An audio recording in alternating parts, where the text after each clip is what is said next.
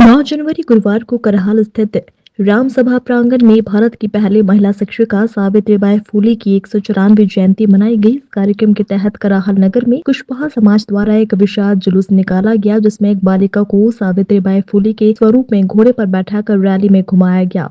DJ band और आतिशबाजी के साथ शुरू हुआ चल समारोह करहाल के मुख्य मार्गों से होकर गुजरा, जहां जगह जगह रैली का स्वागत सत्कार कर फूल बरसाए गए। इसके पश्चात सभी लोग कार्यक्रम स्थल पर पहुंचे, जहां मुख्य अतिथि के रूप में प्रदेश सरकार के कैबिनेट मंत्री नारायण सिंह कुशवाहा, विजयपुर विधायक मुकेश मल्होत्रा, पोहरे विधायक कैलाश कुशवाहा, सबलगढ़ से पूर्व विधायक बैजनाथ कुशवाहा आए हुए थे।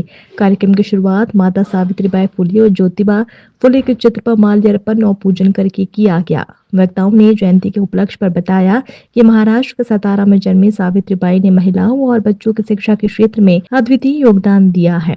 कैबिनेट मंत्री विजयपुर विधायक और सेवानिवृत्त शिक्षक ने समाज की धर्मशाला निर्माण के लिए राशि देने की घोषणा की। कैबिनेट मंत्री ने समाज के उन बच्चों का भी सम्मान किया जिन्होंने अपनी कक्षा में टॉप किया, साथ ही प्रत्येक को 5,000 रुपए देने की बात कही। करहाल से संवाददाता अमित कुमार श्रीवास्तव की रिपोर्ट। हमें महात्मा ज्योतिराव फुले से और माता सावित्रीबाई फुले से प्रेरणा मिलती है। उन्होंने पूरे भारतवर्ष के लिए और दबे कुचले लोगों के लिए जन चेतना का जगाने का काम किया था। आज उन्हीं की बदौलत कई साथी हम जैसे लोग आज इस मुकाम पर उनके पद चिन्हों पर चलकर पहुंचे हैं। विशेषकर विजयपुर सबलगढ़ के लोगों से प्रेरणा लेकर यहाँ पे हमारे भाई राजू रोशन, अशोक कुशवाहा जैसे लोग लगे। कार्यक्रम हर साल भव्य होता है यहाँ पर। तो यहाँ पर इसकी बाउंड्री के साथ साथ यहाँ पर एक भव्य राम सभा बाबा का मंदिर का निर्माण होना चाहिए साथियों, क्योंकि पहले यहाँ पे हमारे कुशवाहाबंदियों ने इस बाउंड्री का निर्माण किया, लेकिन प्रशासन ने तोड़वा दिया था। लेकिन मैं समिति को आश्वासित करता हूं कि आप चिंता नहीं करें, इसका निर्माण करिए आप लोग। मंत्री जी साथ में लगे नहीं, मंत्री जी निर्माण कार्य इसका होना चाहिए। तो साथियों, मैं मेरी विधायक निधि से इस समिति के लिए 11 लाख रुपए में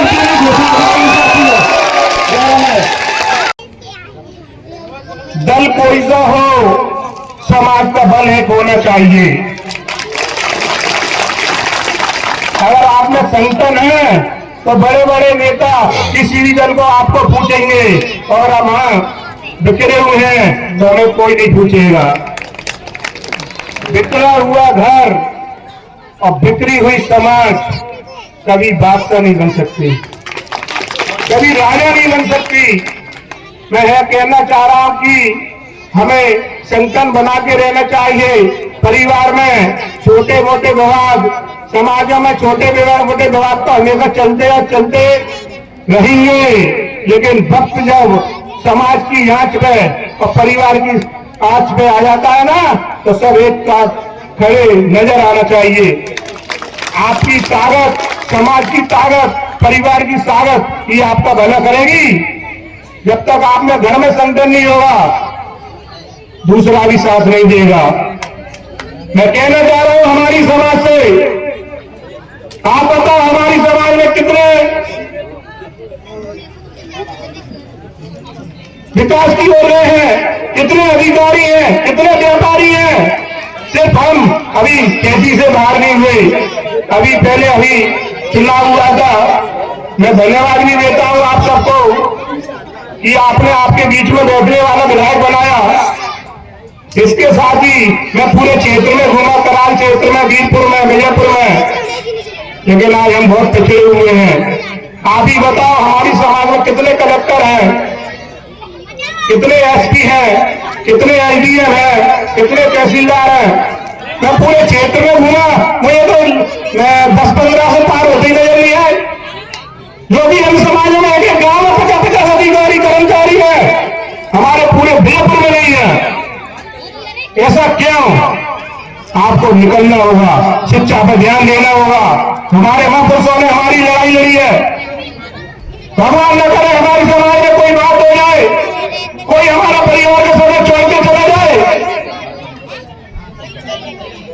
पढ़ने के लिए पैसा नहीं है, काम धंधे के लिए पैसा नहीं है। 5-5-10-10 हजार आदमी की पैरवी करने के लिए पैसा है। 5-5-10-10 हजार आदमी की कर्जा करके भागवत कराने के लिए पैसा है, रामायण कराने के लिए पैसा है। मैं बने भी कर रहा, भागवत भी करा, रामायण भी करा, सब कुछ करो, कर्जा लेके मत करो। कर्जा लेकर अगर आप कार्य करोगे तो हमारे परिवार के मुखिया जी जो हमें छोड़कर जाता है उसकी आत्मा भी कुछ नहीं होगी। कर्जा करके रामायण करोगे भगवान ने भी मंजूर नहीं है, भागवत करोगे भगवान ने मंजूर नहीं है। करो, आज प्रोग्राम किया है ना आपने जन सहयोग से, ऐसे जन सहयोग से रामायण भागवत करो। भगवान का धर्म भी हो जाएगा, पुण्य भी हो जाएगा और पता भी नहीं चलेगा। इनका रंग हमारी जमीन में चली गई, फैमिली की रकम चली गई। आप बताओ, जिस जमीन के हम मालिक थे आज उसे ही बधाई से कर रहा है, उस पर मजदूरी कर रहा है। रहने के लिए जगह नहीं है हम लोगों पर, क्यों? सिर्फ समाज की कुरीतियों में। मैं कहना चाह रहा हूं इस पैसे को बचाओ और बच्चों की शिक्षा में लगाओ, व्यापार में लगाओ, धनवान बनो। जब समाज में, जब परिवार में कर्जा होता है तो कला मस्ती है, तो कला मस्ती है तो चिंता होती है, और चिंता पर से बिंदी हटती है तो चिता बन जाती है। इसके लिए मैं भी सहयोग करूंगा, धन की जो वादा करके जा रहा हूं।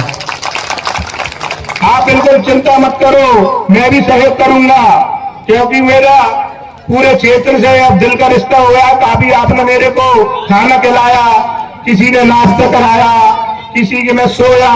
मैं आपका ऋणी हूं हमेशा। मुझे भी कभी इस क्षेत्र का कर्जा पटाने का मौका मिलेगा, मैं आपके दुख सुख में हमेशा साथ रहूंगा। जो मैं आपसे वादा कर रहा हूं, बस संतन बना के रहो। लोग इस दुनिया से चले गए, मेरे पिताजी भी गए, पिताजी के पिताजी गए, पिताजी के पिताजी गए, पिताजी के पिताजी गए। जाने कितने लोग इस दुनिया को छोड़ करके चले गए, लेकिन कुछ ही ऐसे लोग हैं जिनकी जयंतियां मनाई जाती है। 194 साल पहले पैदा हुई इस समाज में राष्ट्रमाता सावित्रीबाई फुले। आज हम उनकी जयंतियां क्यों मना रहे हैं मैं आपको बता देना चाहता हूं मेरे भाइयों। मैं धन्यवाद देना चाहूंगा इस समिति के आयोजक साथियों को। क्या मेरे साथियों, परम पूज्य बाबा साहब डॉक्टर अम्बेडकर ने कहा कि जिनकी औलादें नालायक होती हैं उनके बुजुर्गों का कभी सम्मान नहीं होता, और जिनकी औलादें लायक होती हैं उनके बुजुर्गों का सम्मान होता है। आज से कुछ दिन पहले परम पूज्य राष्ट्रपिता महामानव महात्मा ज्योतिराव जी फुले और राष्ट्रमाता सावित्रीबाई फुले का कोई नाम नहीं लेता था, लेकिन जब आप लायक हुए तो सब लोग अब राष्ट्रमाता सावित्रीबाई फुले और महात्मा फुले का नाम लेने लगे, उनकी जयंतियां मनाने लगे रे।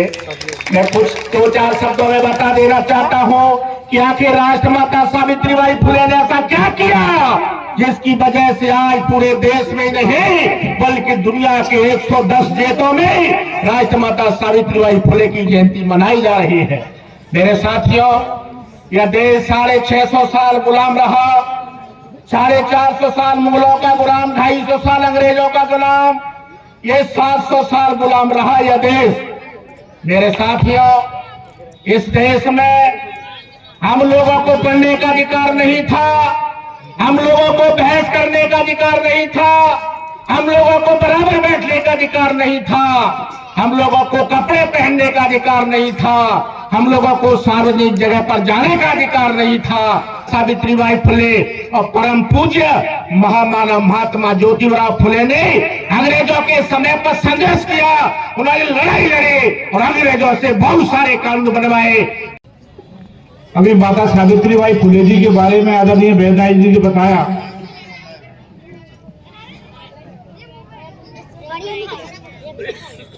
उनके जीवन के बारे में बताया, ज्योतिबा फुले जी के बारे में बताया। इसका चिंतन और मनन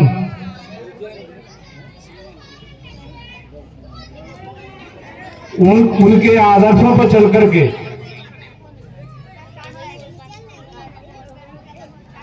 उनने जो हमें सीख दी उस पर चल करके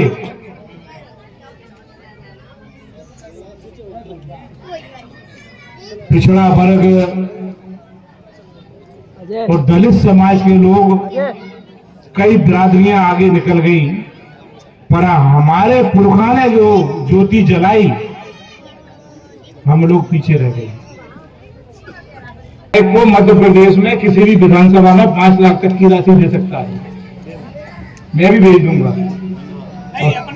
अरे सुन तो लो, कागज आगज की बात में भूल आ रहा हूं मुझे, और आप भी 5 लाख दोगे।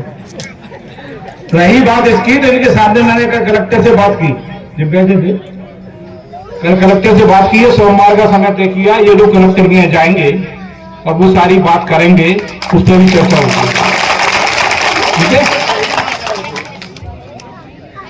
दल की जब भाजपा की थी, कांग्रेस की रैली होती है, कैसे हम सब लोग चले जाते हैं भूखे प्यासे, तो सूखी पूरी मिल रही है, कैसी भी सब्जी मिल रही है, खा रहे हैं कि नहीं, लगे भागे लिए वो जिंदाबाद जिंदाबाद, वो कहीं मुर्दाबाद मुर्दाबाद। ये समाज के लिए इतना समय निकाल करके हम इतना समय देना चाहिए हम लोगों को। दूसरा समाज जिंदाबाद, अपने लिए तो हर कोई करता है, पर इस समाज के अगर गरीब और ऐसे परिवारों के लिए कर लिया, ये बहुत बड़ा पुण्य काम होता है। आप सब लोग ये करें, आप सब लोगों को बहुत बहुत बधाइयां, शुभकामनाएं। जय महात्मा फुले, जय भारत। ये जगह हमें बिल्कुल पूरी जगह चाहिए, पूरी जगह चाहिए, ताली बजाइए सब लोग। और हमारे भी, अरे ग्वालियर रियासत तो हमारी है, हमारे भाई नारायण सिंह जी है, भारत सिंह जी है, तो ग्वालियर संभालिए अपना है, तो इनके सामने हमारा काम नहीं हुआ तो काम कब होगा, आप बताइए। इस समय में इस जगह के लिए मैं भी 1 लाख रुपए की घोषणा करता हूँ, हाँ, मेरी तरफ से 1 लाख रुपए की घोषणा करता हूँ मैं।